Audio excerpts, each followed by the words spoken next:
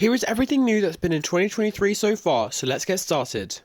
So first up is obviously the biggest thing that everyone was talking about is that we got the Warden this year, which was a really nice minifigure, quite a large one being a big fig, and it did have some nice printing. Although it did have its small problems, it was a nice minifigure and they did get the core things of the Warden in it. And they made it really nicely and did it quite well. It had a few problems such as how bright it was at the top, which isn't exactly accurate, but I still think that it's a really nice Warden minifigure, and they did actually make it, so we got to be happy for that. And as well as that, you also have the Skulk Senters and the Skulk Shriekers, and they are pretty nice, using some new moulded pieces. They do look pretty good on the Deep Dark battle with that Deep Dark area for the Ancient City, as well as having lots of new candles, which are really nice and look really good. So I think the Skulk Senters and Skulk Shriekers are some really nice additions to the LEGO Minecraft theme, and it's really good that we got them and they weren't just forgotten about. And moving on from the Deep Dark battle, we're going to move on to the Sword Outpost, which has the Alley. Now, the Alley is a new minifigure for this year, and it's a really nice one as well. It is actually based off the Alley in the game, as you probably can tell. It does feel a bit bulky, and it's quite nice, though. It's got a bit of bulk to it, I'm going to say that. And that's just so it can hold things. The reason that it's so bulky is so it can have those pieces that make it so it can hold things, which is all about the Alley. That's literally what the Alley is all about, like holding your items and giving them back to you. But if you don't really feel like making it hold anything and you just want it to look like a normal Alley, I'd say use that baby zombie skin thing and put the wings on it. It would look a lot better with the Alley. Other than the print is really nice and the new head is also really cute. I think it uses the baby zombie head. I'm not entirely sure because I don't have it yet, but it's a really nice minifigure and I think it's a great addition to the LEGO Minecraft theme. Now, another thing that came in the Sword Outpost was the jukebox. A nice new print. It's not that big, but it's still pretty nice. It's cool that we got a jukebox in it, and I really like that adding new blocks now, even though that block has been in the game for a very, very long time. At least we did get it now, and we haven't just forgotten about it. Now, another thing that we got was the Shulker in the End Arena, which was also a really nice new minifigure. It isn't exactly new in the game, like the Warden is. It's actually been in the game for a very, very long time as well, just like that jukebox. But the way they did it was really good. I really like the new mould that they have for it, which looks exactly like a shulker. I love how they did that, and how you can take it apart.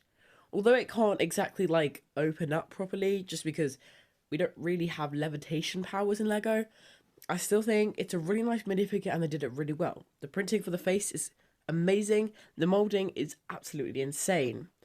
It's just unfortunate that it didn't come in an End City and it just came in a weird End Arena set. Not the best set of the wave, but still probably has the best minifigure of the wave, being that Shulker. I really like that minifigure. And another thing that we got was the dyed green leather armor. Coming in the Frozen Peaks, this was a really nice thing.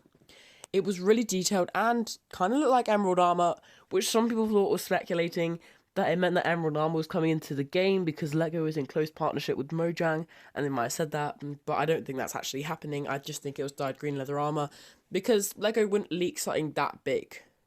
Although it's not emerald, I still think it's an amazing little minifig piece. The armor is amazing, and it means that we get more colors because right now all we have is the gold, the iron, the diamond, and the netherite. And we do have the old leather, but that's super rare, so it's really hard to get your hands on. So it's good that we got some new leather armor in a nice new color, which could also lead LEGO into making some new colors in the future for leather armor, such as other colors like purple and things like that. It'd be quite cool because it'd add a lot more color to your world. And finally, looking at the Swamp Adventure, you get the frog. The frog was a really nice minifigure. It's basically just a head, but done really well. The mold is amazing, and the printing is also awesome. It has some really good printing, and the mold that they did was exquisite. I really like this minifigure, and I think they did it really well, and it looks like it's in a pretty nice set, although it is the smallest LEGO Micro set of all time, which came in 2023, which is pretty impressive. The Grey Frog, this is in the Pumpkin House set, which also is a really nice set. It has a really nice build. Not the best, it's just a big pumpkin, but the Grey Frog itself is quite nice. Obviously, we did get the Brown Frog in the Swamp Adventure earlier this year, and that was just like a normal frog, and the Grey Frog isn't much different, same mold, just a different colour, nice to see they're making different colours of the frog, different variants. I was hoping we'd see that. And yes, we've seen it in the summer wave. Of course, just a normal frog, just grey, so not much to see there. But then another thing in the Pumpkin House set is the Witch. It's not an entirely new minifigure. We did get it in the Witch Hut back in 2017. Obviously, it doesn't have that printing on the hat, so I guess you could say it's a new minifigure. It's a bit like the Villager. They've oversimplified it a bit. I think they should have kept the printing on the hat because that would make it so it's much cooler. So the one from 2017 is still more rare, so yeah, that's just how it is. I think it's a nice little minifigure, exactly the same as normal Witch, just without the printing. I like how you have the hat and everything. They've done that molding really well.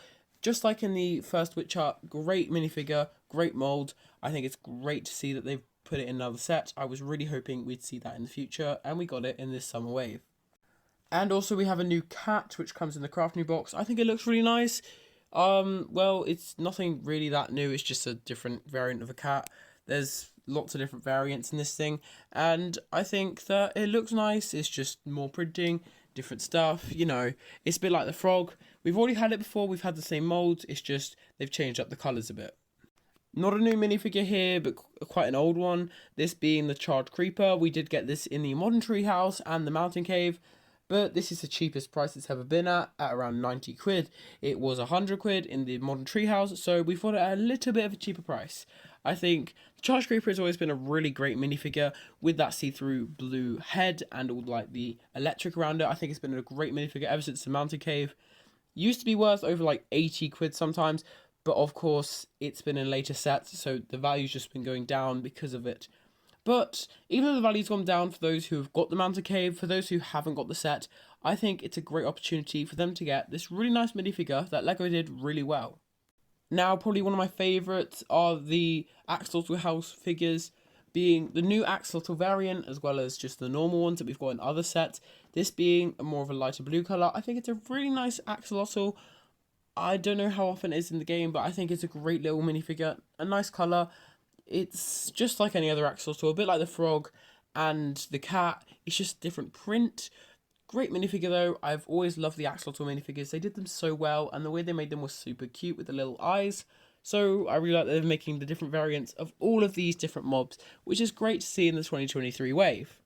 And also after that, in the same set, we have the dolphin. Also a really nice minifigure. I really like the dolphin. It's really cute. It came in the pirate ship set, and that was quite a while back, so it's nice to see that we've got a later set. Looks great, just like the original. I think this one can open its mouth, which is really nice. I think they've just done... All these mobs are pretty good in these sets. I think the printing has been great, the molds have been great. I just think 2023 has seen so many new minifigures. And finally, last but not least, of course, we have the different skins. We've got them in all the different sets. We've got some new skins, like this crystal kind of skin, the one from the underwater one. Like, just loads of different skins in it. We have got Steve somewhere in it, being in the pumpkin house. But still, loads of skins. I think they've done really well with these skins. They look really good. Skins, of course, have been coming in LEGO Minecraft sets for quite a while now. Like, we've got so many of them. First being seen in, like, the skin packs quite a while back. But now we're seeing them in actual sets, so... LEGO Minecraft Steve and Alex don't become every single minifigure. So I think it's great they're doing the skins. And that was everything new in 2023 so far. I really hope you enjoyed this video. You can subscribe up there. There's another video down there. Really hope you enjoyed. I'll see you all next time.